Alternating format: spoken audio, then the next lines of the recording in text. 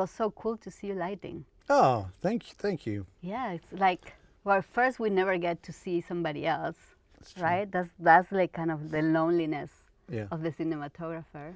I know. I was a BSc member, but joined the ASC, and you realise it's a nice opportunity to have these societies where you actually have the opportunity to engage and talk to each other, and of course opportunities like this to discuss and talk about film. But yeah, we don't get to see each other working up close. Yeah, that's one of the reasons why we created Deep Light, so that people can have a community and can be less lonely. Like I felt the same when I joined the ASC. I was like, oh, finally I can talk to peers, and like I'm not alone. Yeah. But I was like, well, why wait 25 years or 20 years to have that community? So that's what we're trying to do. But still, like just being on set and seeing somebody else do it, it's like a rare. I was really surprised to see like your old school approach. Like you almost never went to the monitor, to the Flanders. Oh yeah. You were seeing it all by eye. Sure. And it reminds me how I used to be. Yes. But now with digital, like I'm such a slave of the monitor. Like I have to go there. Like I can't do it by eye anymore. No, that's an interesting point. I mean, the first time I ever shot a digital film, it was a film called Hyde Park on Hudson, and it was this Bill Murray movie. It was the first time I'd shot on an Alexa, and I lit the whole thing off an onboard, I think it was an Astro, it was called, like just an onboard monitor. Because I like to operate, I couldn't imagine ever being inside a DIT tent all day for the movie, like I like to be at the sharp end, So I lit the whole thing off that. I was very happy with the results, Amazing. So it's and then I'm lucky enough to shoot film a lot of the time, so I think I haven't counted recently, but at least 12 movies of the movies I've shot have been on film. And for me, having that immediacy of looking through the optics, not having a digital optic, but being present in that regard is really important. It's funny, I feel that way about everything. Like my home, I suppose, in terms of when I'm filming, is having a camera here, a film camera that hugs my shoulder, and I look through the eyepiece, and I'm seeing the very light that's as good as one can be. Yeah. And I'm here. Every other version of that is relinquishing some sense of control. So when I first started working with a dolly or something, it was like I was amputated in some way. I had to learn to communicate with someone else to be my feet and my movement and so I suppose it's part of a resistance to be pushed too far away from that, So it's why I like to be at the sharp end in that regard, Yeah, I feel when you're shooting on film, that's the best place to be. Like you're operating, you're the only one that is seeing the real thing, and it's like I couldn't conceive not operating. For me, it was weird because when I moved to America, it was at the same time that Alexa was arriving and taking over, and so it was all the union stuff. So I couldn't operate, but I did my first film on Alexa on Neon Demon. Yes. And it was weird because I was kind of being forced to shoot on digital, which I hated it at the time, and being forced not to operate. Yeah. But then it turned out like actually I didn't want to be operating because I didn't like that, seeing through that viewfinder. So the closest thing to seeing through a viewfinder on film was actually to be in the Flanders. Yeah, interesting. So it's like when I'm shooting on film, I want to operate and I want to be there. And if I'm shooting digital, I want to have a great operator and be in my cave. It's like completely different worlds. That's interesting. Yeah. I think I suppose it's that thing where my ethos or my approach is still very much film related. I've spoken about this, but because of the way that I expose, especially for the films I've shot with Brady, I think probably most of my work has been quite bold in terms of the exposure. One would assume that if you were shooting digital, great, you've got the monitor on set, you trust the monitor, we can go darker and darker and get to the boldest point ever, and therefore produce the images that I'm most pleased with that way. It doesn't work that way. For me, what I like about shooting film is that there's always a sense of a loss of control, even though you know what you're doing and you have a light meter and you have experience, etc., etc. So you're not being careless.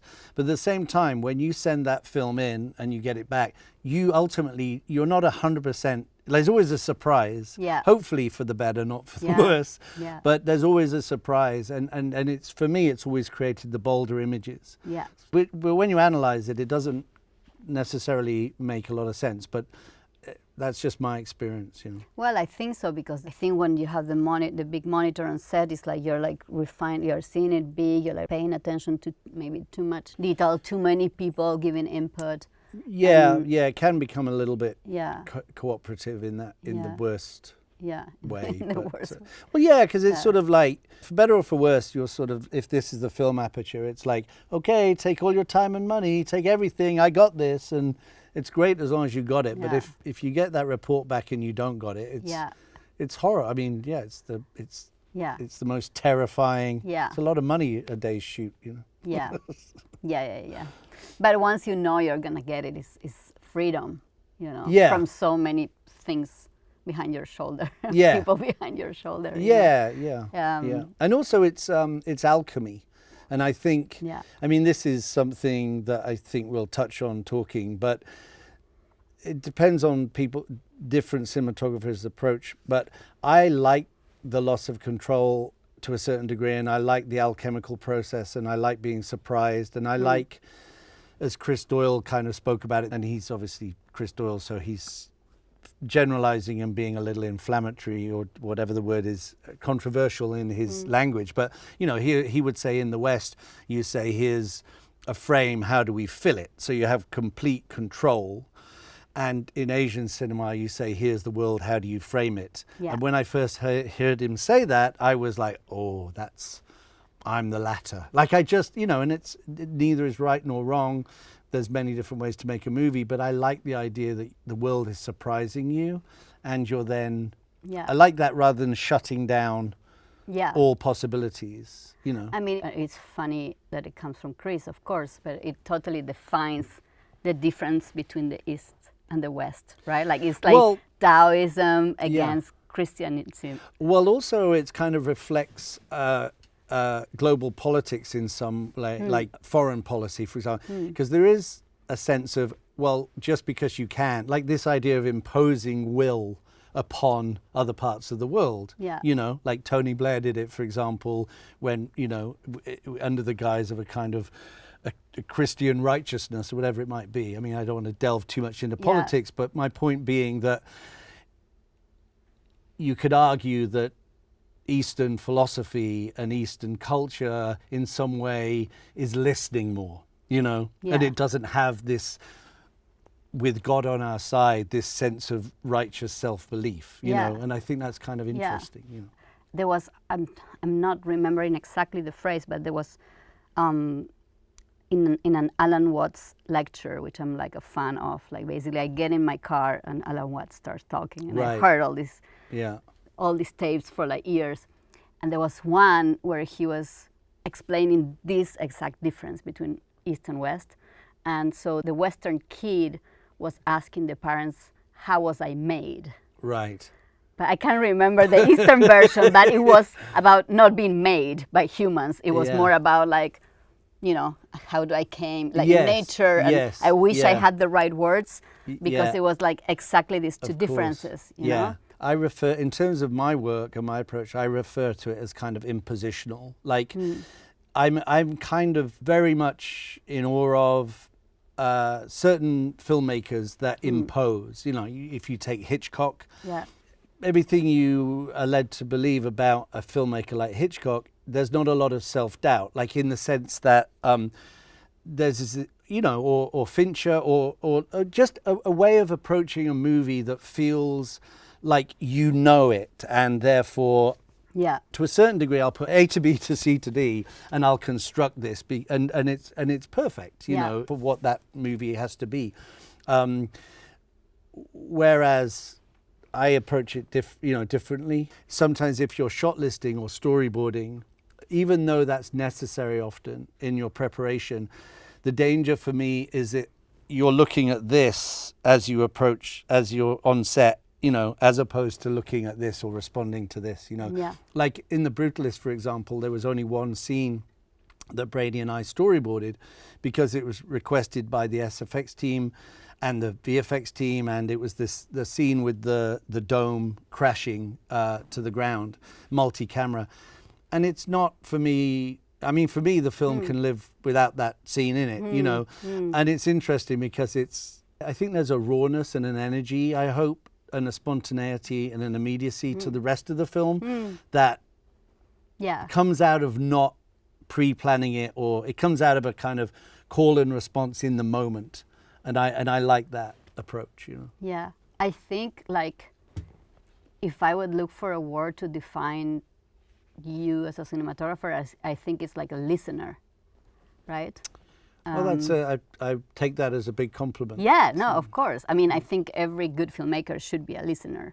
And it's what you were saying with Hitchcock. Of course, it's an amazing filmmaker as well. But there's like this approach of like total control and planning before. I'd love to feel I knew that I'd love to feel assured enough, or, you know, not even assured, but just that you could impose, you know. And I mean that in the best sense of the word, but you know, you can dictate, I know what this is, therefore I'm executing. Yeah.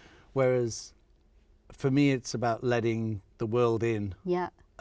Enough. Yeah. You know. Yeah. Doesn't mean I'm at the mercy of it or I don't know what I'm doing, but it's sort of like, oh, that thing happened, a performance or or the light changed or something that you didn't anticipate. Yeah.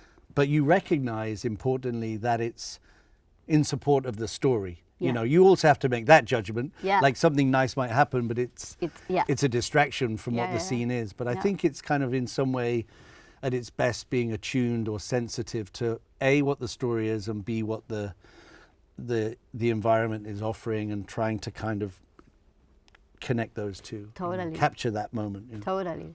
When I was starting up, there was this Bible for me, which was the Bresson Notes to the Cinematographer. Of course. Book. Yeah. And one of the the mantras was be open to the unexpected. Yeah. Right. And Yeah. I think it's that flexibility is like the Bruce Lee be water. Sure, right? Like sure, you have, yeah. but obviously you have to be connected with the essence of what the scene is about to see. Okay, I'm open, but not to everything. Like Yeah, you know, to be able to capture. And recognize what which bits to yeah. And reality is always going to throw you unexpected things and a lot of gifts in as well as obstacles. And it's like, I think as you grow up as a filmmaker, becoming a better version of yourself. Yeah, I think, a better listener maybe. Yeah, because at the beginning you are insecure, you're learning, so you need control, you need to storyboard, you need to like, I'm doing this, you need to feel like you're doing, right? Well, yeah, I mean, absolutely. The very first film I shot was a film called Ballast, and I was booked specifically because the conversation I had with the filmmaker, with Lance, who was directing it, was that not lighting, you know, and doing and all this sort of stuff, you know. And I learned on that film that fulfilling my role is not always about imposing. It's not about getting the truck, lighting the scenes. It's about knowing when not to do that, you know. Yeah. And in some ways, it's like I've regarded the lighting truck as an insurance policy. You don't always have to make the claim, you know. Yeah, and it's like I still need it, but it's like I don't have to keep using it every setup of every single day, you know. And I think that's okay because you feel like, oh, I have to do this because this is a part of the job and this is the tool and therefore I need to do this, you know. But I have a funny story about Ballast. I got Ballast because of short films I'd shot for Dwayne Hopkins, who was a student at the same time as me in Newcastle. And I mean, he very much encouraged me to not light, and we didn't really have the resources at film school to do that anyway. So we were being quite bold in always shooting on film, but not lighting and things like this. And so eventually I got my break for Lance, and I had a phone call with him, and I'd never met him, and there was no Zoom at that point or Skype or anything. And this whole phone call, he sent me the script, and this whole phone call was about, not having the circus. Like, he was based in LA and I was based in the UK, you know. And so he said, I want to do this film, and it's I remember him telling me it's non-actors, it's available light, it's 35 mil. So everything I'd been doing, you know, all he was asking me to do was sort of take this approach and use it for this first feature film, you know. So your normal was he's like, let's be minimalist. Yeah, like I'm poor here. Exactly, you know. But then when I turned up, the fear, as it were, of my first film and not wanting to fail, I sort of was kind of like, well, I know he said no lights, but I'm going to need some lights, you know. And I started with the lighting truck turning up and it being this huge lighting truck that fell in the ditch of the cotton fields on day one. So it was just kind of an albatross that we weren't even using, and it was just it was a very thing that he didn't want us to have. So that was and it was probably the biggest lighting it truck was. you've seen in your life, right? Well, yeah, coming I know. to America. I know, it was this huge truck, and it was just like, so I got myself into trouble early on with that. But then I would put up a light, and I'd come round, and I'd go, where's the light gone? And Lance had kind of taken it down, you know. Because, that's no criticism of Lance. What I'm saying is, he calibrated me. You know, and it's about calibration. Yeah. The photography in that movie is his and mine together, because he invited me in and he was asking me to be brave and bold, and I was being too safe. I mean, and I also didn't really know how to light terribly well. So we did one scene that I lit it and it was shocking, and we just redid it or something. It went away. It never made it in the movie. And I think it was interesting because I learned on that film, you know, less is more. Not for everything, but for that, it wasn't required for me to keep imposing and lighting. It was being bold. And the thing is, what's very important to clarify is that if you are being daring and bold or doing something unorthodox, let's say, you have to have the support of the producers and the directors to do that, because there's no point you being bold and screwing up, like, and having to reshoot. So, you know, any time I've been in a position like that, everybody's supported me. The director has supported, and, you know, because you need that. You need that invitation to be bold. Of course, that's why you choose your directors. Yeah. So that they're gonna take you to the best place of yourself instead of like, you know, make you be safe. You don't want somebody that is gonna make you. And like we say, it's a lot of responsibility, especially when it's like, okay, take all your everything. I got this. It's like, it's a lot easier for me to have a better sleep at night if I play it a little safer, of course. but it never results in the better material. You know? So. But when we talk about ballast, because ballast kind of puts you in the map, and still people references I you. still get employed, as Rebecca, right? our agent Rebecca says, it's the gift that keeps on giving. Like, it's always going to have a very deep place in my heart because it's the first film. But it's people. The fact that it still resonates, especially in America, means a great deal to me. Yeah. You know? So I remember, because of course the first movie is the result of what you've done up to that moment to get the first movie. And I went to film school in England. I think you were like a few years ahead, but I remember seeing your shorts because we were going to the same festivals. We both shot for Cinema Extreme. That's right. With Robbie Ryan, did Wasp for Andrea, I think, was another short that was in the same. Exactly. It was kind of and like Robbie was ahead of me. He was a few years ahead of me. he was like the elder. Yeah. But I remember, like, I didn't know you because we didn't go to the same film school and stuff. But I remember, like, starting to see your names in the shorts. I was like, this guy is like doing the same kind of shit that I like. Yeah, likewise. And you do get the call for Ballast because you've done by then what, like 15 shorts, and you are. I don't know if it was that many. I mean, I don't think it was that many. But it's interesting you mentioned Cinema Extreme, because I didn't remember this until fairly recently when I went for dinner with Lance and we were talking about it. One of those Cinema Extreme DVDs was stuck to the front cover of Dazed and Confused magazine. Oh, okay. And he saw it. I assumed he'd seen it in Berlin or somewhere at the festival. But yeah, he'd seen it on the front of this thing. And this is coming back to that director collaboration, because there weren't any of particular significance compared to the work I was doing with Dwayne. Like, he was the one who was like, I want to shoot anamorphic like Bruno Dumont does for L'Humanité, and I want us to use no lighting and da-da-da. Like, he was, you know, this is the thing about that collaboration that you have, and, you know, when you have that collaboration and invitation to be bold, and those were the strongest shorts that got me the gig, you know, for sure. The work I was doing with Sam and Dwayne, you know. Sam Haley was our producer, and we were all at university together. You know, so. No, that's great, and this is kind of what we want to talk about in this series or whatever, right? It's like it has to do with how you find your voice in the early days through your heroes, through the movies that like really were like, wow, whatever is happening here, this is what I feel it resonates and what I want to do. Right?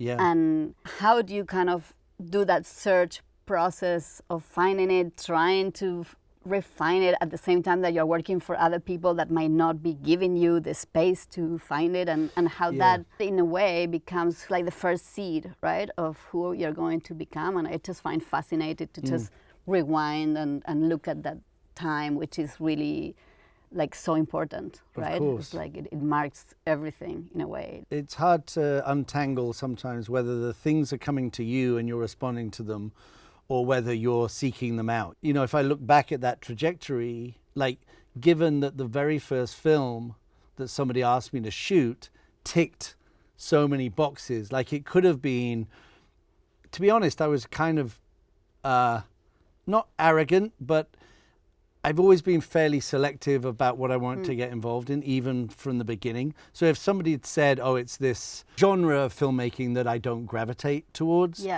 would I have recognized at that point that it wasn't a good fit? You know what I mean? Like, you know, I could have, but I can understand other people. It's an effort to go back to the beginning and think, am I looking back at it with rose-colored glasses, and was it easier or harder than I thought? You know, because I'm trying to give advice, as we both are, to people early in their careers, you know. And I want to give advice that doesn't make it, you know, sound too easy, or you know what I mean. I'm trying to kind of remember what it felt like at that time getting into it, you know. And it is tricky to find. I suppose the point is that I'm trying to make is it's tricky to find, or maybe I was just incredibly lucky to find the project that resonated with my sensibility, you know, because I certainly didn't find that with every short film, and the short films didn't. My work wasn't terribly successful as a result. Yet somehow I did manage to sort of like synchronize with certain filmmakers.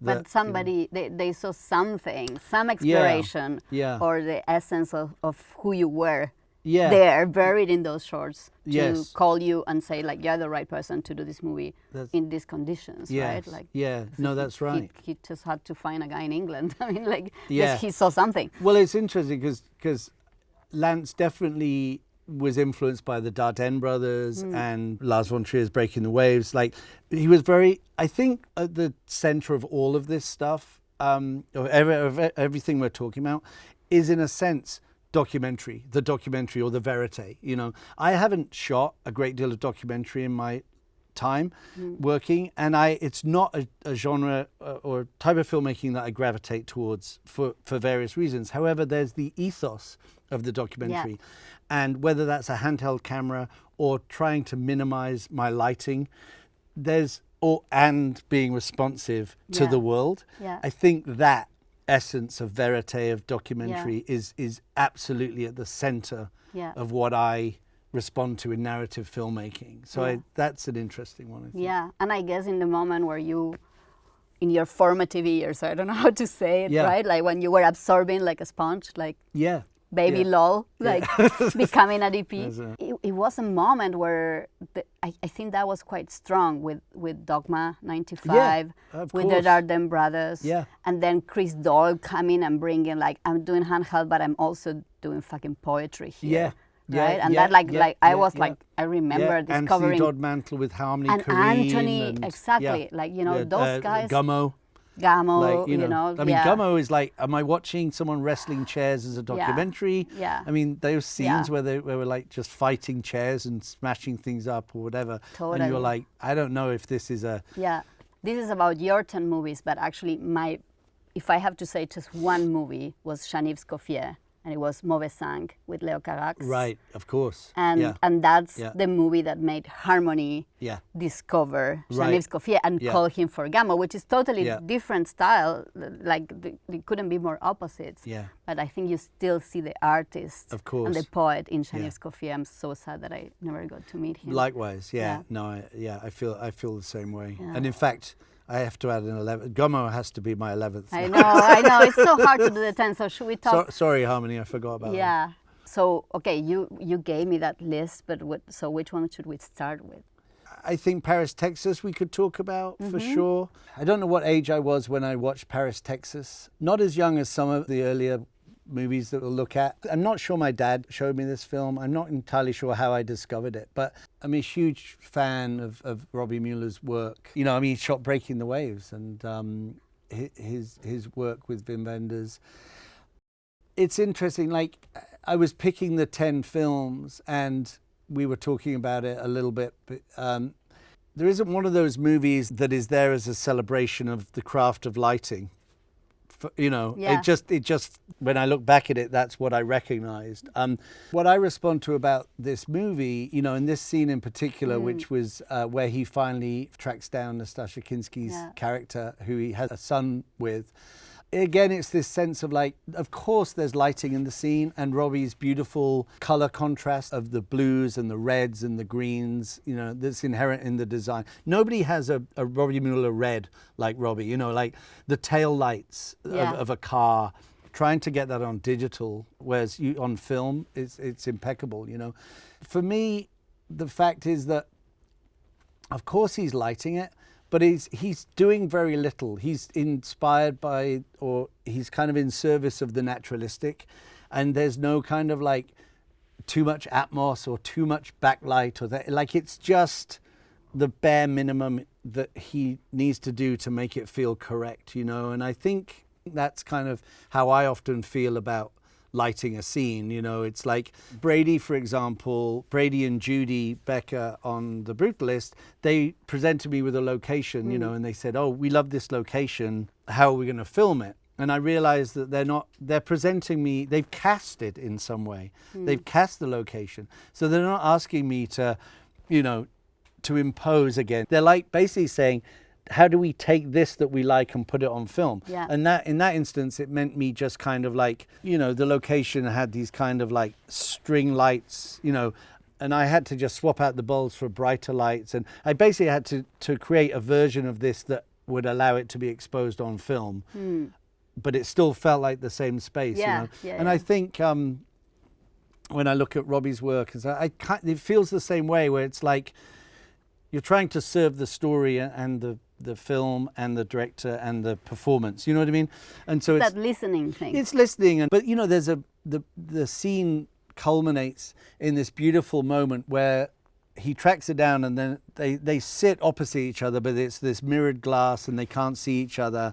It ends with his face superimposed on Natasha Kinski's face, and it's just sort of breathtaking. Yeah. You know, it's just I picked the films that I picked because they're all about human relationships, you know, or the human condition, or I realized sort of that I'm just gravitating to storytelling as opposed to craft. Do you know what I mean? Like I haven't picked films that is like a Greg Toland movie, or as much as I love, you know, like if you like Night of the Hunter or, you know, or Citizen Kane, like they're incredibly sort of crafted films and I respond to them. But sometimes like you know, the way I would say it is like if I had to give up one aspect of what I do and could still do my job, it would be the lighting, you know. And so I've learned over the years to light, but I light in a way that probably feels more hidden than some people would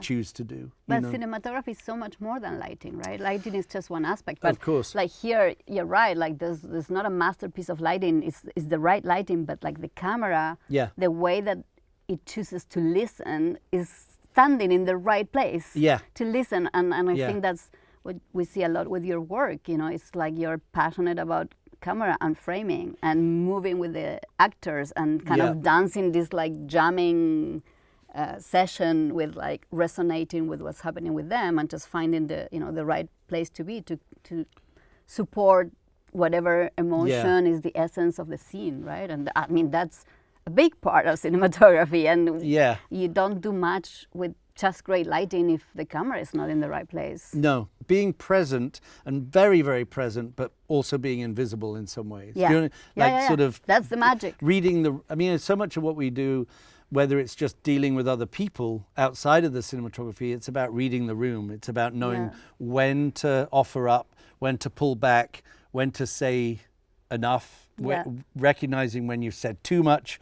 It's this constant thing, and that's even outside of the photography itself. It's about being a production meeting or your initial interview, or I'd prefer to say meeting with a director. It's that first thing of understanding of like, am I going to want to be away from home for 3 months with this person? Am I going to enjoy the chemistry?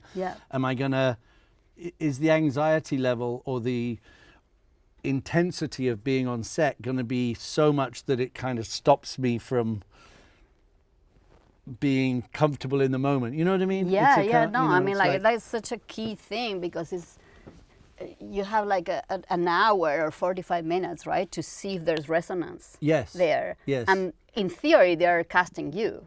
Sure. But like you're also casting them. And you have to figure out. Because I can't do the best work if I'm not going to. No, and I don't want to. It has to be that fit. You're having a baby with this person for the rest of your life. And it's not just those 4 months. You have to come 6 months later to grade. Like you might not do another movie because you want to be in that grade. Like it's such a huge commitment. So it's a very important moment, and it's critical. Like sometimes I need, I'm kind of became quite good at meetings. So most of the time, like if I make it to the room, I might get the job.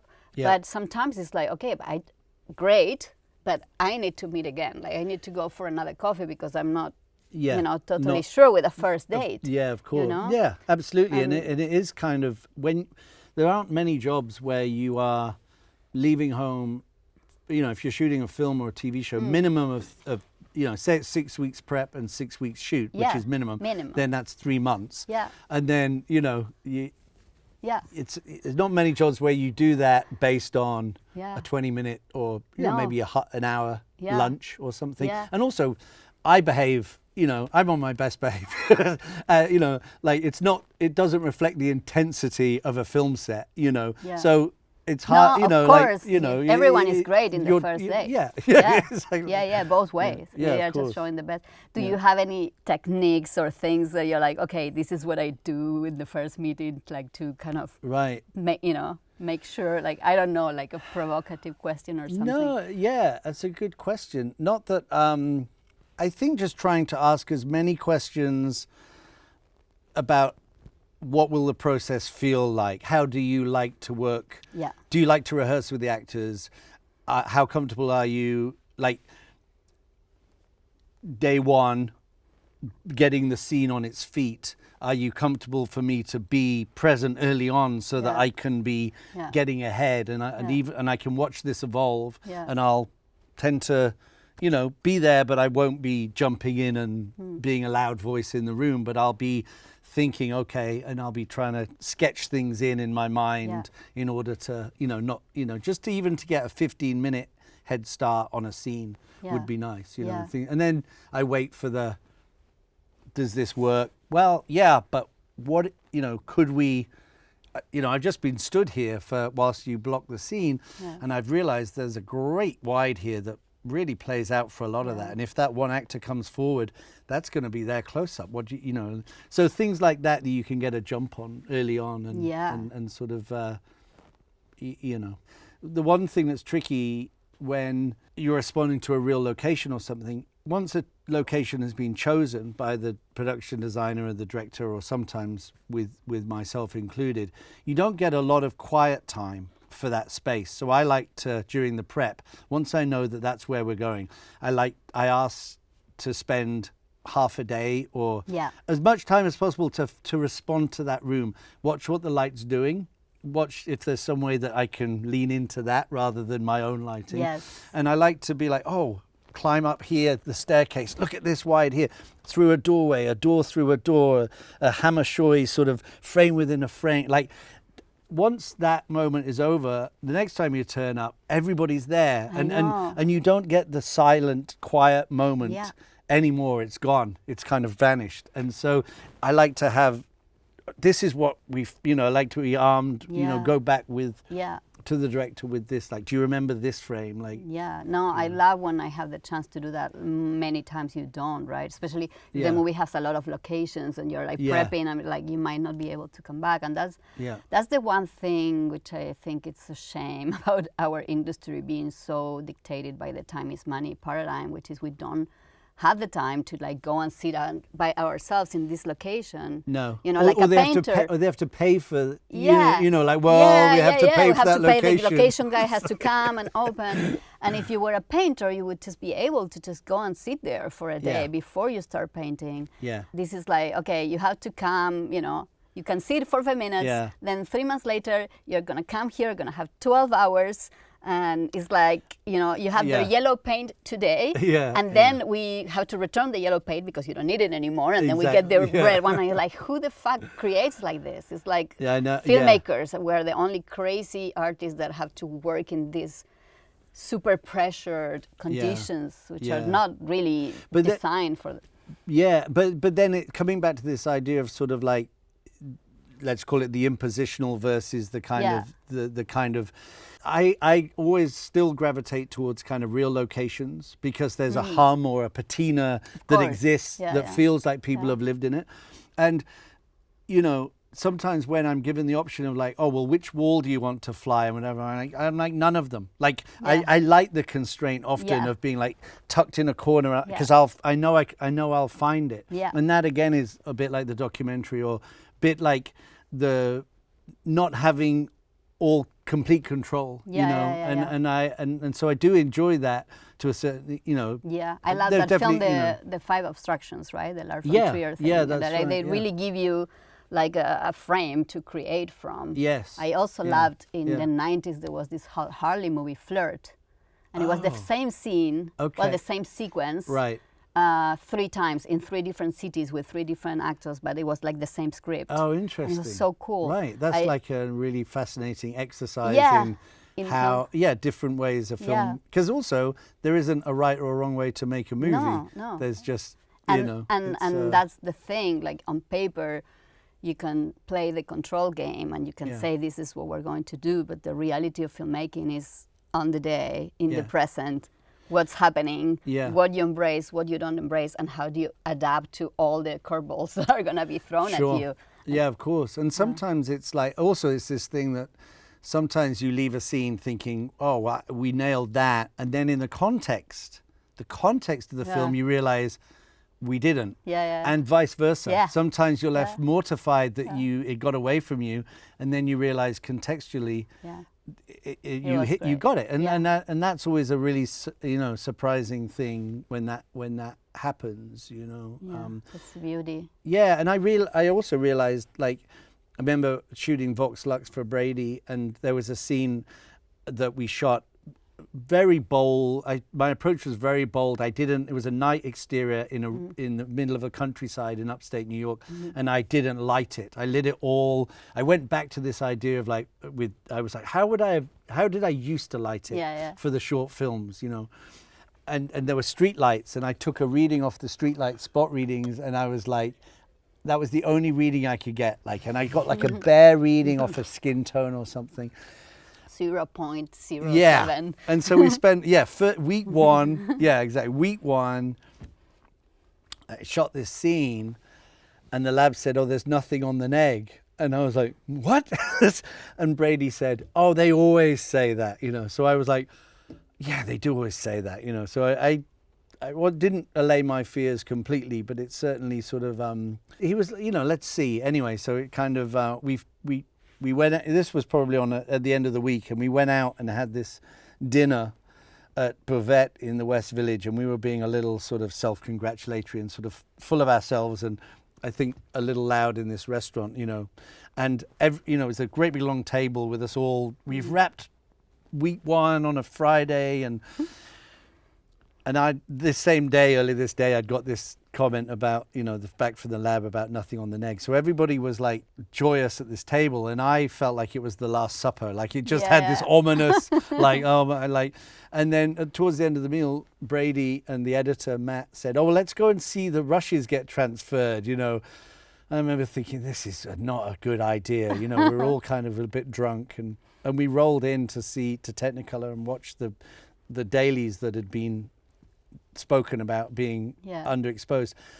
And it was terrible, in the sense that it was so underexposed. Brady said, is it supposed to be like this? I was like, no, it's not supposed to be like, I was like, it was awfully exposing and felt like I was stood there naked in this room whilst people sort of examined the material, and I genuinely felt like I'd completely failed. And so it was very sobering. We'd gone from a very, very high self-congratulatory point to just a handshake and a very solitary walk home. Anyway, long story short, to illustrate this point, every single frame that we shot made it in the movie, and you realize it's about context. And once you have the sound and the context of the movie, what in essence is an underexposed, bold image, we didn't reshoot it, So it's coming back to this idea about sort of context. And in one instance, you're mortified and thinking, right, I'm going to get fired, or we'll have to reshoot or something, and then cut to the film. An audience member says, oh, I thought that was the most bold choice. And, But that's why you choose filmmakers like Brady, so that they can push you to not be safe, and they will support you, like, okay, we're walking on the edge of the abyss. It's okay, we might fall one day. In order to fly, you have to risk falling. But I don't want to be on safe land, because that's not the filmmaker he wants to be. So. Exactly. And Andrew Haigh was the same. There were certain points, and he said, well, we'll redo the scene if there's a problem. And that's wonderful, because you need that to to know that it's not the end of the world. If it's a drag, but it's a drag for me also. I care. I don't want to redo it. You know? I always try to find those directors, and this is something I try to flag in the interviews. Coming back to the interview, to the meeting where you're being cast. Like, obviously, you have to keep making them feel that they're casting you, but there's a moment where you have room to ask your questions, and I try to explore as much as I can, how they're gonna take me asking questions, if they're going to feel defensive and questioned, or are you open to, like, having, I'm going to be asking you questions so that I can get inside your head and help you with the images. So I'm trying to, grasp all these things and grab, like the level of risk that they're ready for, because I'm risky. So I don't want to go to a safe place for 3 months. No, that's right. And I'm sure you have been in the position, as have I, that you sign on to a movie thinking it's one thing, and then you're like, it's not. All of those rather daring conversations we had haven't manifested themselves. But when that happened to me, it was like kind of my fault for not seeing the flags properly. I never really said yes, knowing like, well, I'm doing it for whatever reason. Like, I always tried from the first short to only do things where I thought this is taking me somewhere. I'd rather do less. I don't do so many movies. I do a lot of commercials in between movies. Like, I read 30 scripts until one I feel like, okay, this is me. But even being so selective and being so careful, sometimes you fuck up. Like, you don't see the flags. You don't want to see them. And then you're like, that's right. Fuck. And then you have to stay on that for 3 months and survive. I know. I mean, we spoke about this a little earlier, but also, this idea that when you first start out in your career, you think that that's the hardest point. Like, well, you don't have the money, and you don't have the resources, and you don't have this, you don't have that. But in my experience, there was a purity to that.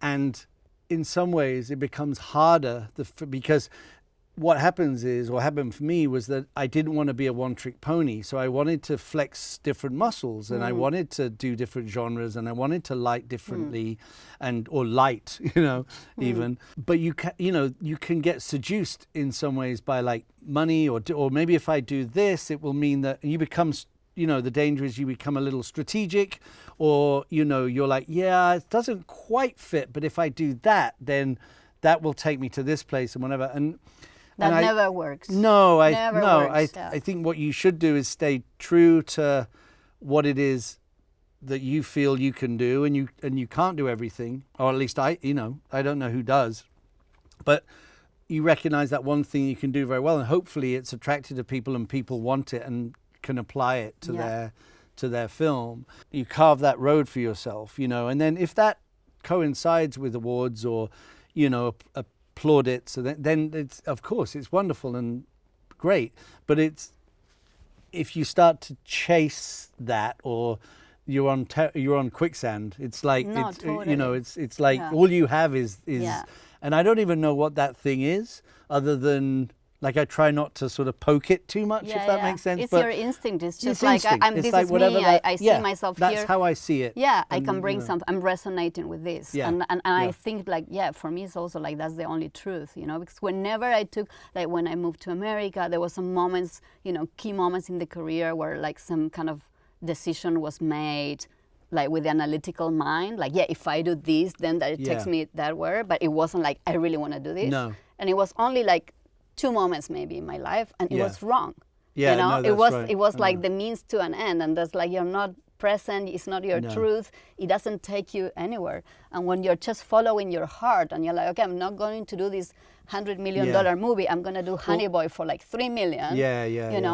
Like, because I just feel connected with this. Then that's what I'm. At least for me, it just worked like that. And I think your journey with Brady is the perfect example of that. You end up winning an Academy Award, but you are not going for the big budget movies that are supposed to win the Academy. Sure, we were just following our house path with him. Every movie you're like developing together, and it's like the same kind of themes in different ways, and you're just like true filmmakers on a journey of exploration that feels like it's going to be like a lifetime of different movies. They're the same movie but different. And so you get there, but you never chose to work with him and do these small indie movies because that's going to take you to win an Oscar. So it's no, absolutely. It's that, and I think there are other cinematographers that I felt that way about, like. Well, yourself, but also Robbie's work with Andrea. There's that just kind of like, they're just in sync with each other as well. Chris Doyle and Wong Kar-wai was an example of that, totally. of this kind of beautiful marriage where the two elevate each other. I want to do a series of interviews after this one with directors and DPs, so I hope you guys can come. Oh, that would about be the marriages. An honor, yeah. But like, couples therapy kind of thing, like the challenging things about the marriages as well, because like a lot of people like starting up that we get in the mentorship program or the workshops at Deep Light are like, I need to find my director, I don't have my director, or how do you keep your director? It's like so hard. Like one of the hardest things about the job is relationships, right? It's all this dance and stuff. And then people see these DPs that have found the perfect marriage, and it all seems amazing from the outside, but it's like in any marriage, it takes a lot of work to keep it healthy and keep it going, right? No, I'd had this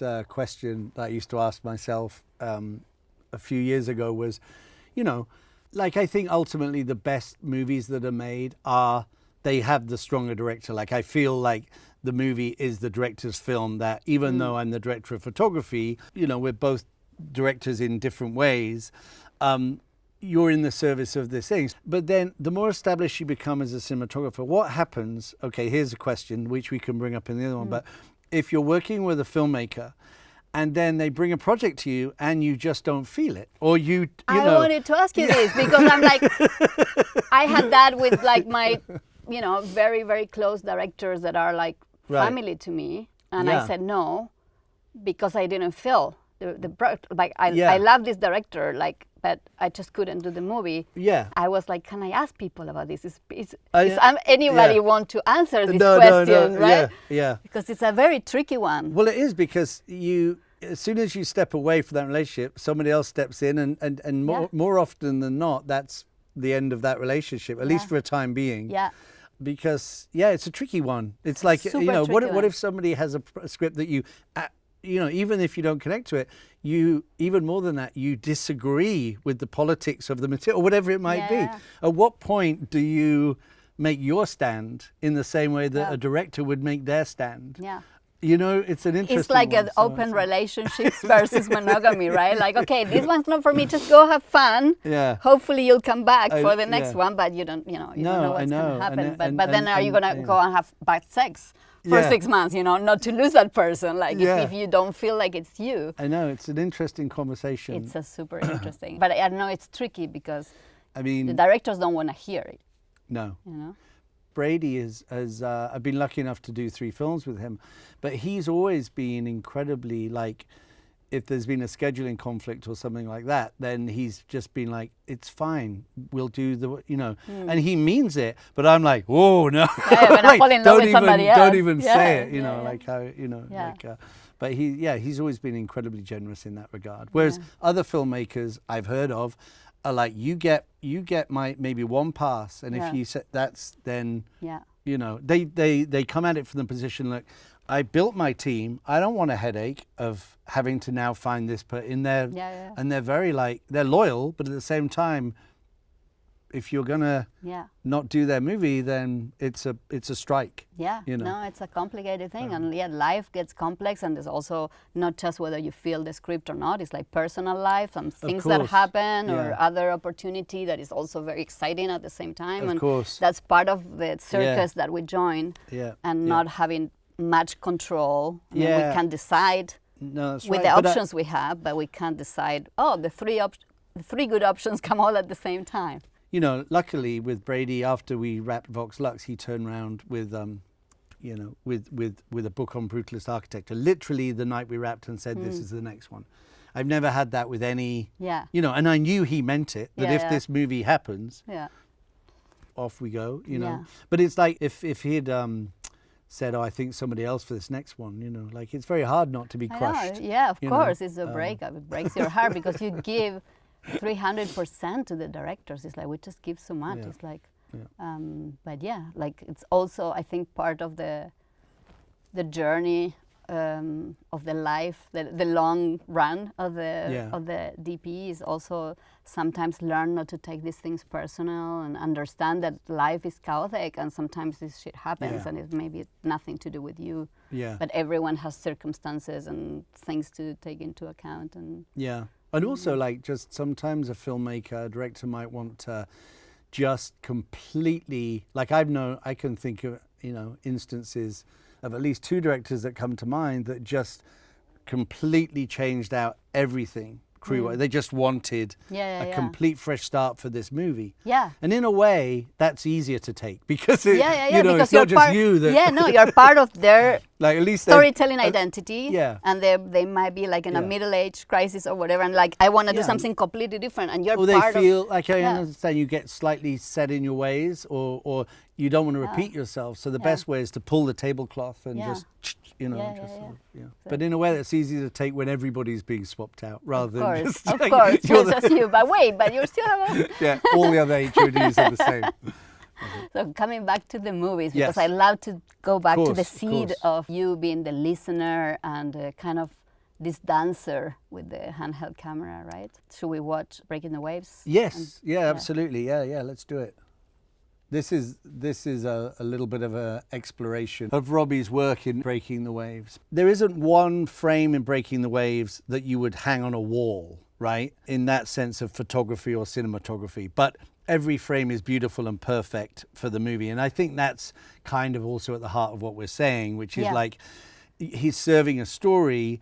I think sometimes you watch an incredibly accomplished movie, but it feels like the cinematography is slightly doing its own thing in the sense that it's becoming a little too pleased with itself or too because you can kind of thing, should you? And I think, of course, there is ego, and there's ego with myself, and the ego, the ego does exist, but in a way it's like you're suppressing the ego and putting the lights away when you feel that it's correct to do so. So for like Breaking the Waves, apparently they had signs on set Lars von Trier had put up that said make mistakes, you know. Yeah, So if there was a I trip remember. over the cable or something, it would be encouraged, or at least, if not encouraged, then at least it might even make it into the movie, Embrace. you know. And there was something I really loved. I mean, it kind of blew me away when I first saw it. It must have been like 1997 or something. I went with my my partner at the time and her mother, and I came out and my mind was kind of blown. Not even just the cinematography, but I love the jump cut nature of the edit. I love the rawness of the sound. Like there's a moment where Jan, I believe it is, it's his marriage to Emily Watson's character, and they find a place to have sex on the wedding night, you know, in the toilet or whatever. And then they're having sex, you know, and it's very real. And then it just cuts and she's pushing her dress down, you know. And it's just like the verite nature of that thing. I just loved. I loved the jump cut of the sound. It was very liberating at the time. It was like great. It was like liberating the narration from like having to cut and all that stuff, and just like Yeah. cutting on instinct and on feeling. And yeah, it was a and huge. you felt like that's what we have. It's interesting because that film was so instrumental, as I said, for like part of the approach that Lance and I had for Ballast, you know. Like I remember one case in point, there was a scene in Ballast where the kid comes to the front door, the nephew, with a gun, a handgun, and the uncle opens the door and he pulls the gun on him. And it's a surprise to the audience and it's a surprise to the uncle. So we shoot the scene by bringing the uncle to the door, knock on the door, bring the uncle in, door opens, gun comes out, we're left at the door, he goes away. We do this whole scene going backwards and forwards from one camera position. And I said, okay, we did this. Then we come outside and do the reverse. And Lance was like, no, if you were shooting a documentary, that's where you would be. Yeah.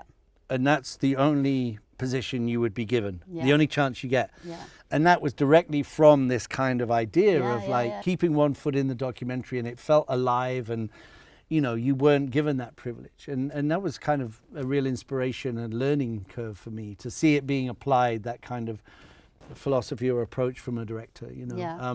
And also the fact that it was shot on film, but it was also shot scope, I believe. I can't remember if Breaking the Waves. I think Was it was 235. I don't know if it was scope lenses, but I remember people at the time were like, I'm getting DC. Yeah. And the fact, I mean, again, like, had far more handheld than like L'Humanité or La Vie de Jésus, the Bruno Dumont movies, you know. But again, it was this kind of idea, slightly perverse idea of taking a Lawrence of Arabia style 240 and applying it to like available light northern France or Belgium or Scotland, you know. And subversing. And it was that time when these things were happening, and I Yeah. was like deeply inspired, and you know, or it's probably fairer to say directors were inspired by that and showed me that, and then I was inspired as a consequence. And, you know. Yeah, and we can see that, like, it's interesting, like in your work with Brady, you have like these oneers that are very much with this raw energy. Yeah. And then they're also combined with these tableaus, or like very much more like, you know, I wouldn't say stylized, but more like observational, composed stuff. Well, it's interesting because Lance's approach, because when I turned up to shoot Ballast, we started storyboarding for a day, and we just realized, because we'd never met, you know, so we're like, well, how are we going to do this movie? He had never directed a film, and I'd never shot a film, a feature film. And we started storyboarding, and it was just incorrect. Like it just was such a weird, we recognized it was not the approach for the movie. And then he started rehearsing with the non-actors, and he said, can you film some of it? And he watched how I responded, and he was like, well, that's clearly how the movie is going to be shot, you know. I mean, I think we knew it was going to be handheld, but it was like every scene we just got it on its feet and then went, how do we shoot it and how do we not light it, or whatever it is, you know. Breaking the Waves was definitely that inspiration. But the point I was going to make was that in terms of like having an obstruction or having rules like Dogma did, he had this nice idea. The backstory is, before we arrive as an audience, Lawrence's brother commits suicide, and they're twin brothers, and Lawrence is grieving. So we find Lawrence early on in the movie, and then he attempts to take his own life. and then he's kind of hospitalized at the beginning of the movie, and then he comes back out. Lance was like, why don't we allow the camera to move, but when Lawrence is in a coma, the camera is not allowed to move anymore. So there's this stillness. So it's like it's liberated because it's so in lockstep with the central character that when he's moving, we're allowed to move. But then, and he had this, I just thought it was a really nice, interesting philosophy or approach that, the camera's You have a lot of that anchor with your camera move, and you have a lot of,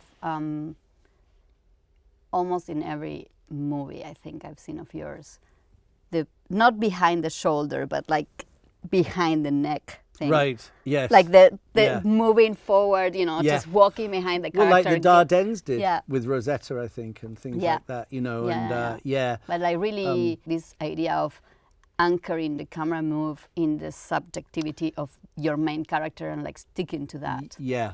I mean, in Vox Lux as well, there's a scene with the preacher, not a main character, but there's a scene where he's giving a vigil after a school shooting, and there's a shot behind him giving the sermon, and the focus is on him and as he's looking out, so, Yeah, it's a very lol. It's a lollism.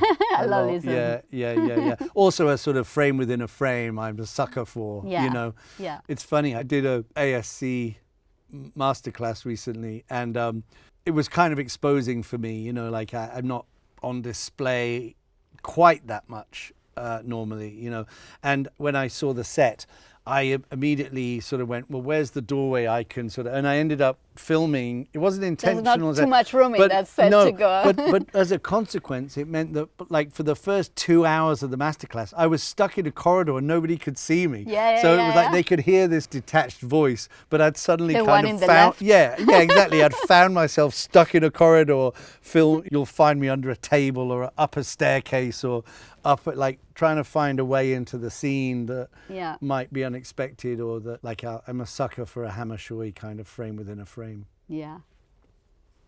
What's the next movie?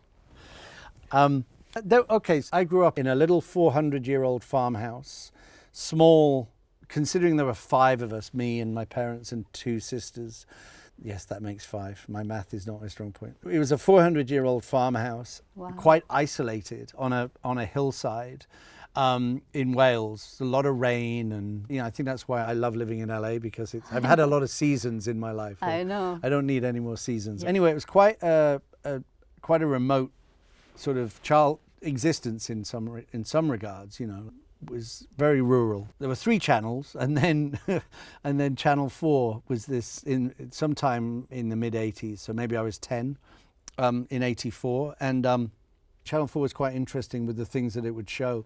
And my dad definitely introduced me to this series called Road Dreams, and it was a guy called Elliot Bristow, who I believe still lives in Bristol in the UK. During the 80s, early 80s, I guess, he had traveled across America. You can find these on YouTube, by the way, they're all there, but non-sync camera, just an 8mm camera, and he was just filming across America there's a guy called Leo Kutsky or so. He was a guitarist. So all of these films, they just have this wonderful like picking kind of Appalachian guitar music over it. And they were just very much like scenes shot from a car. They were just available light. I mean, they're technically just documentary footage of like Americana. So it's interesting because like it's American landscape that I found fascinating, and it was just available light, celluloid filmmaking.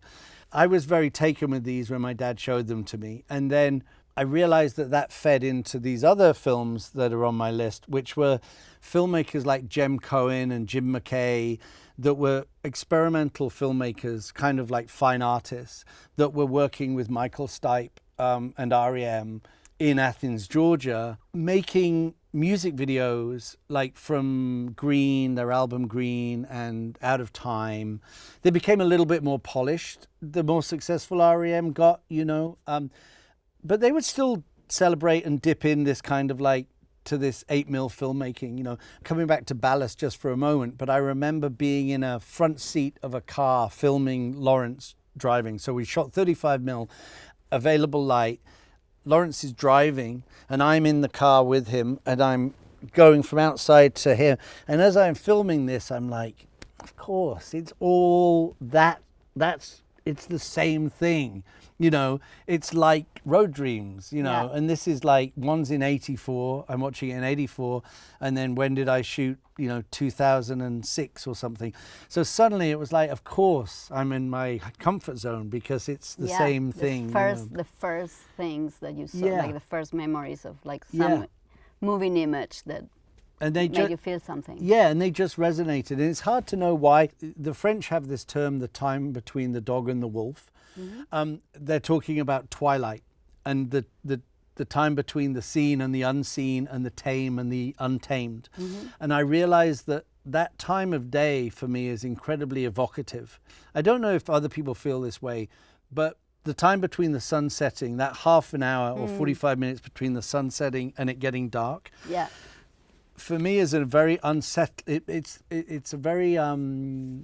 it's a very special time of day that makes me feel very melancholy.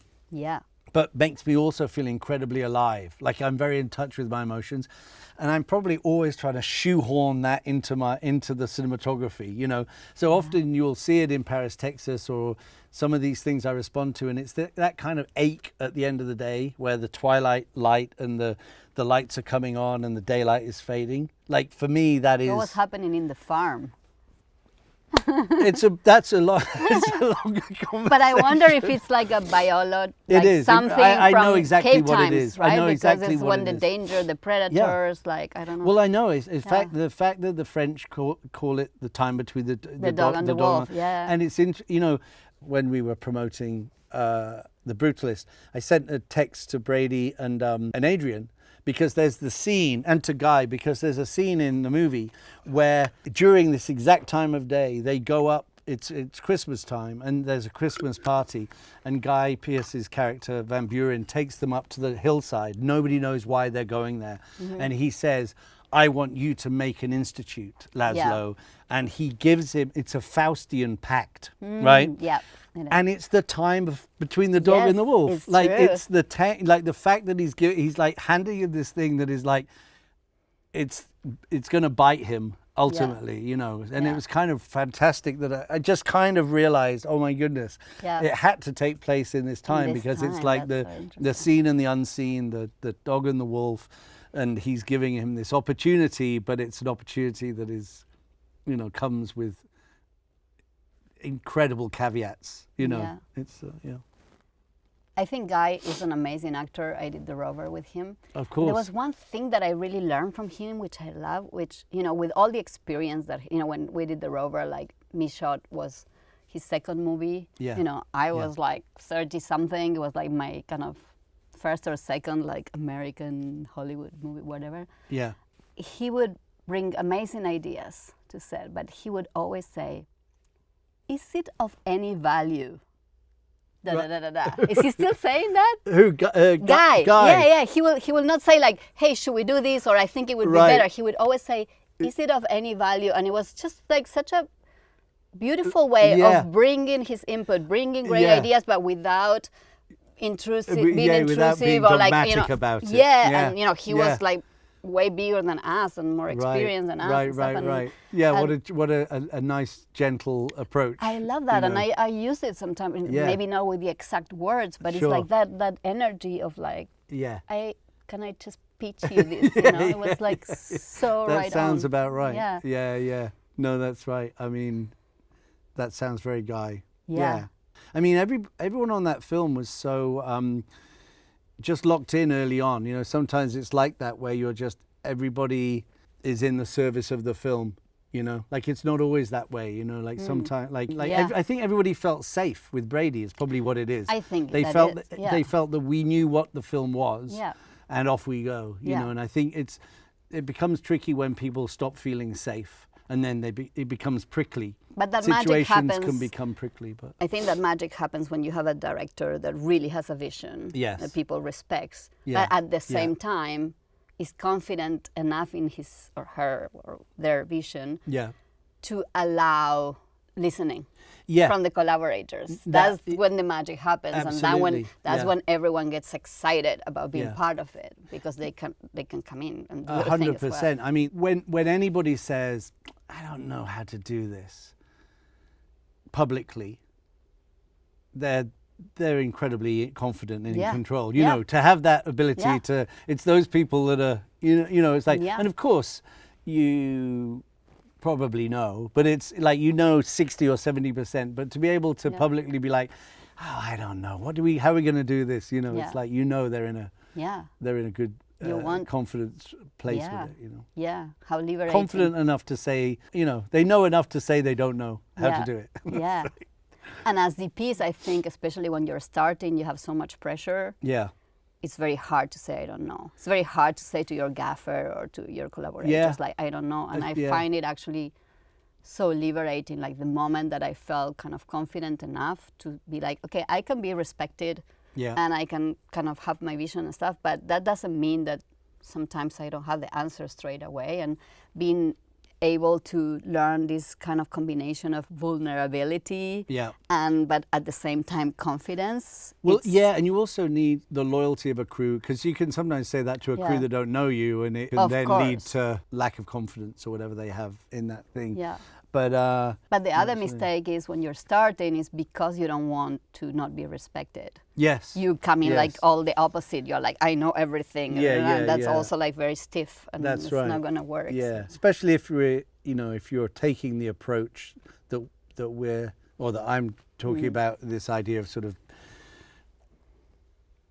being open to the moment, because it can sound terribly woolly. Like I can imagine it's not what a first AD or producer necessarily wants to hear, where you're like, well, I'll just find it, you know, and you're like, okay, you better find it pretty quick. It's like, I should qualify this by saying that I love to be very prepared, and it's about being buttoned up and prepared enough to allow you to be loose and kind of riff. It's kind of a musical thing, right? It's this thing of like knowing your instrument well enough to be able to fly, just riff it, you know, and to be able to soar for a little bit and then come back. I mean, I really wish, given my time again, I wish I was a musician that was that accomplished. Like I play the guitar, but I can't be free form enough. Like I wish I could just do it without thinking about it, other than basic chords, you know. Like when you drive a car, right, you don't think anymore about what your feet and your hands are doing. You're enjoying the ride. But first off, when you start to learn to drive a car, you're just thinking about not crashing, you know. Now you can drive a car and look at the landscape. And it's like that with doing what we do, you know, because you enjoy it, because it's second nature. You're not thinking about, you're intuitively thinking about putting the T-stop here because you know at this distance it's going to do this thing. I wish I felt like that way about music. You know, I wish I could soar with an instrument, you know, and just be off I go, and then it would be magical. When I was very young, I tried to learn cello. Oh yeah, beautiful instrument. Beautiful instrument. And my dad is a musician. He's a piano player and a shrink. So the first few months I was really good because I had the ear of my dad playing every day. And then I got to a moment where the teacher was like, okay, now like every day you have to practice like 2 hours and stuff. I'm like, fuck it. So I just like took a lot of self-portraits with the cello. I was a photographer at the time. It was before being a DP. Like, I can't play it, but I look good. It looks great. I love it. I kind of got everything, and you know, and I was like, okay, that's it. Like, I'm not going to practice. You know, like anything that requires that level of commitment. So this village that I grew up in Wales, we used to have to take a school bus to the other village or the other town where, you know, it was a convoluted sort of... Anyway, I used to have to take this little bus, and I had to take the cello on the bus. So it was the kind of worst instrument, like to try and, as a small child, wrestling a cello up and down a bus with like the spike... You know, the thing undoes and the spike sticks out and suddenly you're like skewering people with the... You just reminded me, the whole cello saga ended because I sprained my ankle coming off the bus with the cello. And I was like, with you know, with the You're with like, the it's either plaster my ankle thing, I or was like, fuck the this. cello's got to go. Yeah, too big, I know, big. I know. For Is public that- transport. I This know, was in Barcelona. But this was in Barcelona. This was when I moved to. I moved when I was like when I was 18. Like I finished film high school. Yes. And we moved because of the economic situation in Argentina. My dad had like a possibility of a job in Spain. Right. So we migrated. So I was 18, suddenly like no friends. And all I was doing was I set up I was a photographer at the time, black and white. So I set up a dark room, and I was like in the dark room like 10 hours a day doing all the Ansel Adams stuff. I was an expert on sound system. I was doing, you know, the cyanure, you know, ferricianuro. Sure, I don't know in English, but they like the poison, you know, like painting with the when you make it whiter and stuff like. I was like a darkroom expert, you know, in my cave for a while. Yeah. And then I did this cinematography course for photographers. Right. And I was like, okay, this is, you know, like I can be without humans now. Yeah, amazing. No, I mean, I was a similar story in the sense that I went from a love of art in school to photography. I remember we have this advanced level in the UK. It goes like your first qualifications, then advanced level, and then university. And so A level, I did one lesson in physics and realized I thought it was a practical joke because everybody started writing.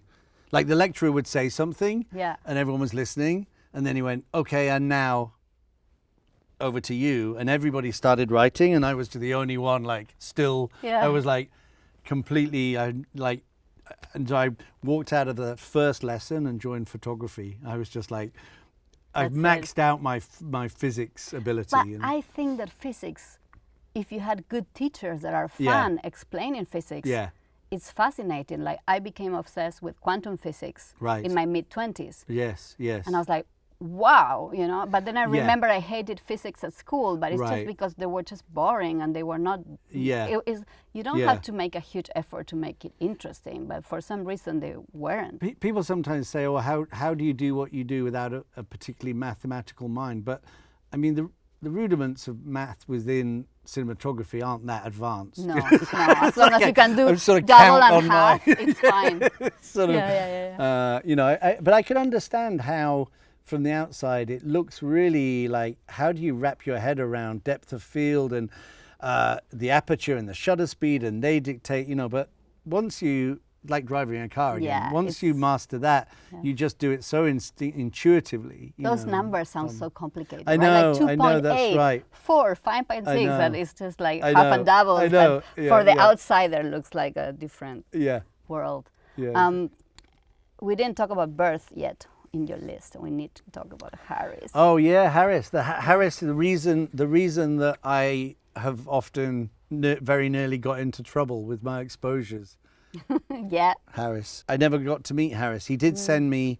He sent me an email after Ballast saying how much he loved the film and congratulations. He had shot Milk at the same time, so we were both nominated for a Spirit Award, but neither of us were there. I don't think. Like on Birth, I think he was doing something like underexposing and pulling the film in the processing.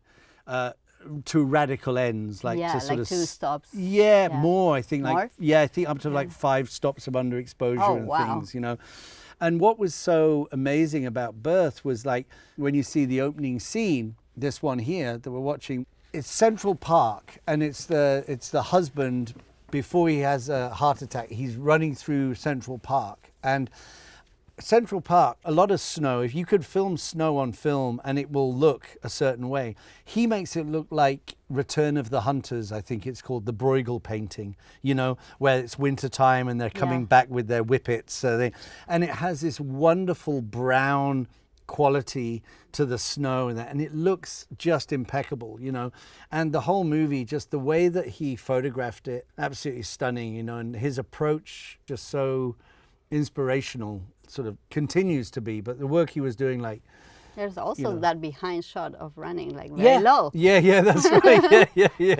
Yeah. I know, it's exactly the way he moves his camera like that. And it's just I'm very sad that he's not still with us making films, and you know that I didn't get to meet him in me person. too, you know. yeah. But he was an absolute kind of like force, you know. And a compass also, right, in the choices, because he was like so hyped at the time, and like he could have done any big movie, as they call it, like big budget movies, and he was just like sticking to the stories that matter, the movies that matter. Like there were smaller budgets. It was just like working with the artists, directors, and that's right. Yeah, with Gus and Jonathan, of course, Jonathan Glazer. You know, I wasn't there, but I heard a story that I like about Harris working with a filmmaker who I don't want to say who it was because I may have got it wrong, but a filmmaker who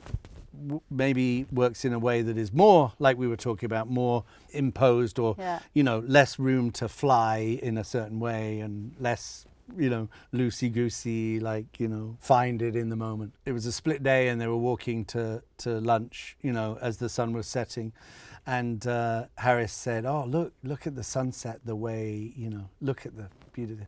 And this director said, save that shit for Gus, you know. And I thought it was wonderful because I was like, oh, you know, like I'm definitely, again, in the latter camp, you know, when it's like, you know, for some people that's a complete turn on, and other people it's a turn off. And it's coming back to knowing your tribe, I think. You know your tribe, and you can't gel with everybody, you know, you can't click with everybody. But when you find those people that you gel with. Yeah, then the resonance activates, right? Yeah. And it's like you all make everyone resonate, like, I don't know, in a higher frequency. Yeah, you were all singing the same song. Yeah, that makes you grow. On the same frequency. Yeah, and, it gives you that freedom and that challenge to keep growing. Yeah, because sometimes when it doesn't work out on a film or whatever, it's not even that one person is at fault. Like if I end a movie and it hasn't gone great, I'll look inward and think, well, how could I have improved, or how do I not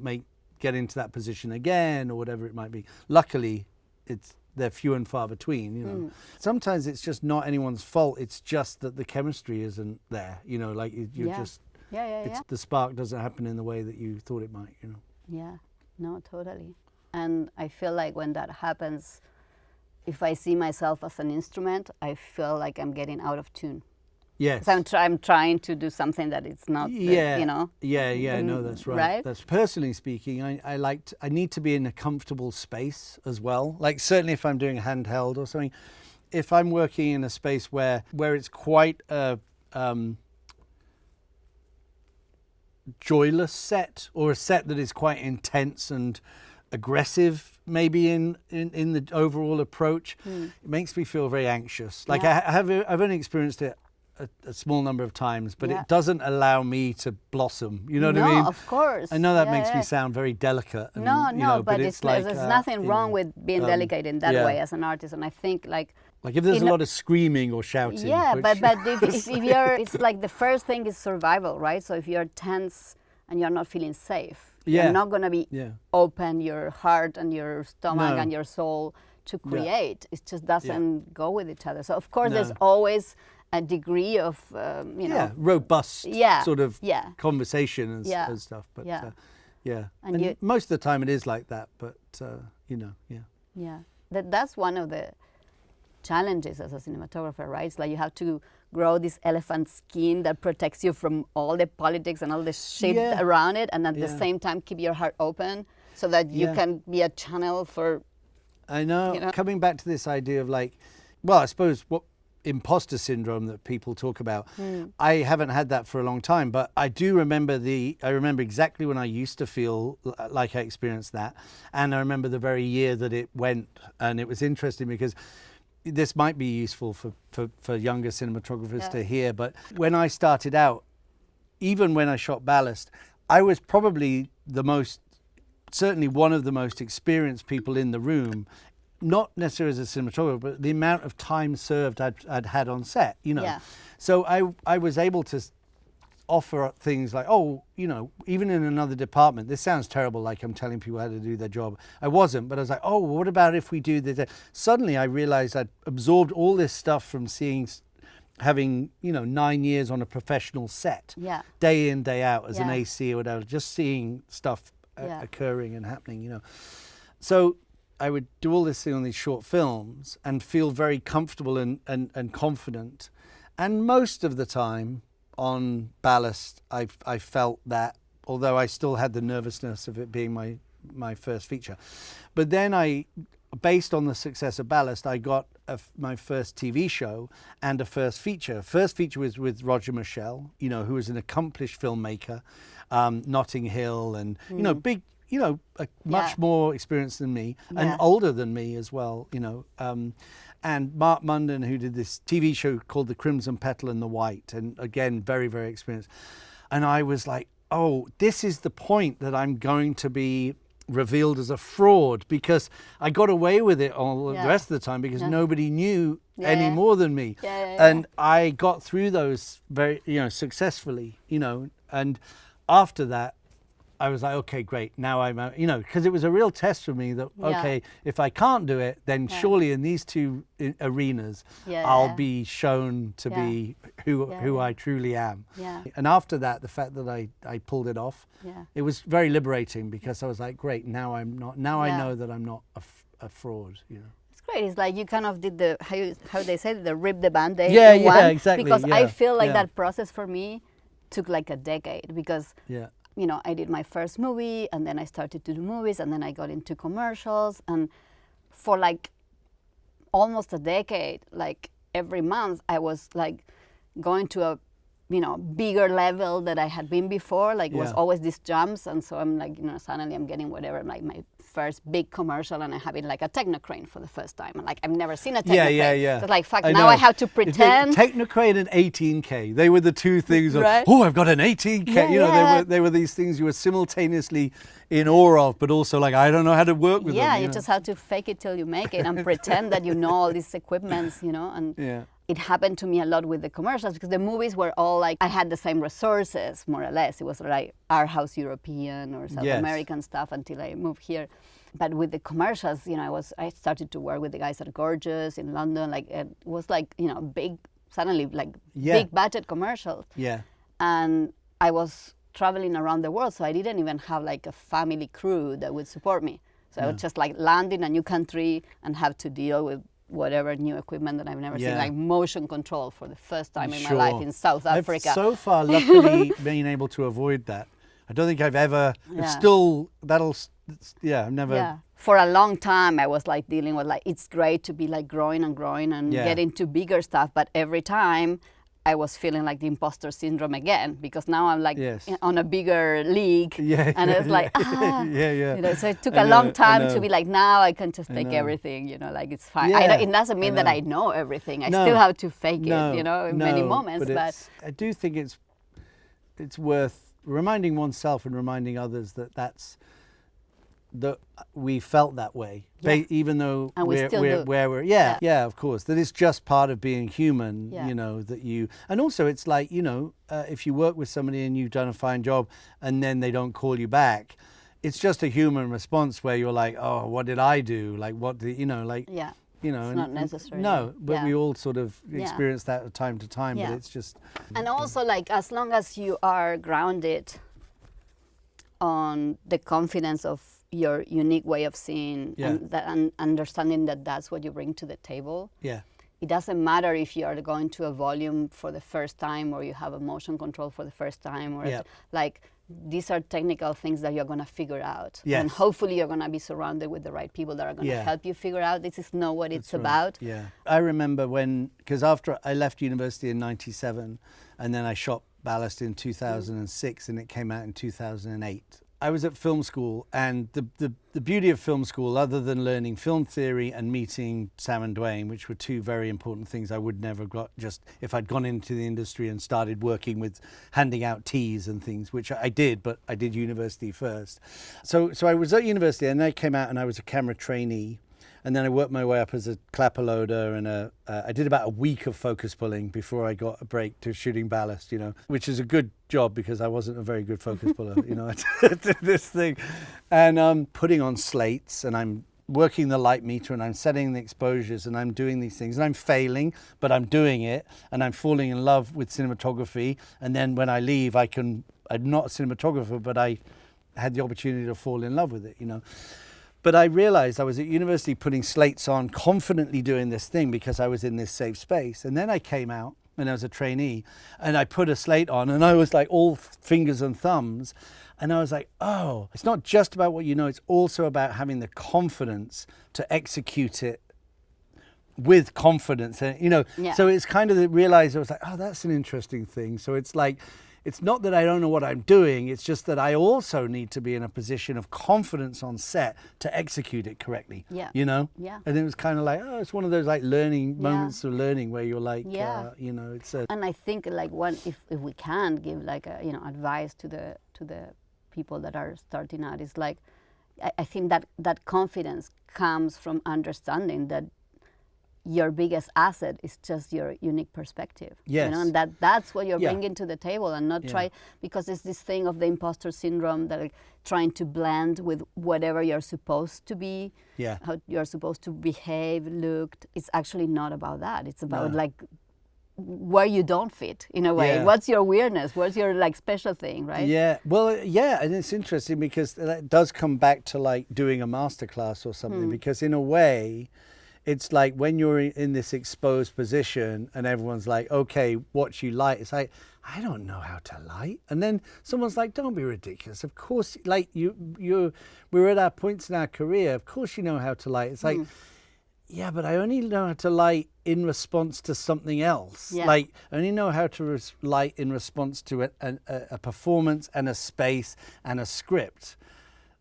You know what I mean? It's like if it's just me on my own, it's really hard, because I'm like, it's, you know, it's like it's a weird thing. Like otherwise, I'll just fall into a trope of 3-point lighting or something. You know what I mean? It's like a weird, like, it's the same reason why it's ridiculous to represent a movie with a still. Yes. Right. Yes. Because the movie and the cinematography, you were saying Breaking the Waves. You could take any still and it's like, it's not going to be like, you know. People won't get it. Exactly. It won't be representative of the cinematography of the movie. Exactly. But it's like, of course, because it's not fucking still photography. It's cinematography. It's time and space. And the whole experience of the cinematography of any movie is, you have to watch the movie from beginning to end. When you're taking one frame to represent it, it's just like you just cut a it's just a representation. Like it's like a, I don't know, when you have a book and you put like the thing to this, just look at this page, it's not the whole novel. We're getting confused nowadays with social media and with the ability of deconstruct every single movie and have all the frames and stuff, which is a great reference, but sometimes we're losing the essence. Like, hey, you actually have to watch the movie, and then you can reference the still. You know? And I had this conversation with someone recently about, like, we never had this at our disposal, where, you know, you'll go on Instagram and it's like the number of lenses that are being created now at our disposal, but also like all of the tools and the seeing the palettes, you know, this scene had these colors in it, and like these are all amazing tools. But at the end of the day, it's like you go and have dinner with a painter or whatever, right? And you spend 3 hours with a painter. You're not talking about the brushes they use. Do you know what I mean? So it's totally. like it's a means to an end. Like it's to your point that it's like you can know all the craft and the numbers in the world, but unless you have something to say as a cinematographer and you have enough experience, or you recognize what that thing is that you bring to the table, it's not really worth a great deal. You know, you have to, for me, lenses and cameras and numbers are a necessary evil in order to express what we do. Some people do really geek out on the whole number, and I've just never been like that, you know, like I probably to a certain detriment, in the sense that like lenses might come out and stuff and I'm not like completely on top of I feel like I'm not too bad at it, but do you know what I mean? It's like, I'm not like, I would much rather have a conversation with a writer and a director than I would about, rather than a technical conversation. You know, it's about the human emotion and storytelling, and I think the clips that I pulled and stuff, the films that I think they always come back to that. Like Close Encounters of the Third Kind, for example, the scene in that movie where a central character is at a dinner table You know, so it comes back to this idea of family and vulnerability of family. And basically, even though people think of Close Encounters of the Third Time as a sci-fi movie, it's a movie about a mental breakdown in many ways. Yeah. You know, it's like he's having a breakdown, an emotional breakdown, and the kids are watching him at a table, making a vision of what he's seen in his mind from mashed potato. So they're serving the mashed potato, and he just puts a dollop, and by the end of it, his plate is just filled with mashed potato. You know, it's heartbreaking. Even thinking about it now, it's heartbreaking, because that scene is about like a wife getting to the point where she has to protect her own kids and walk away from this domestic situation, you know.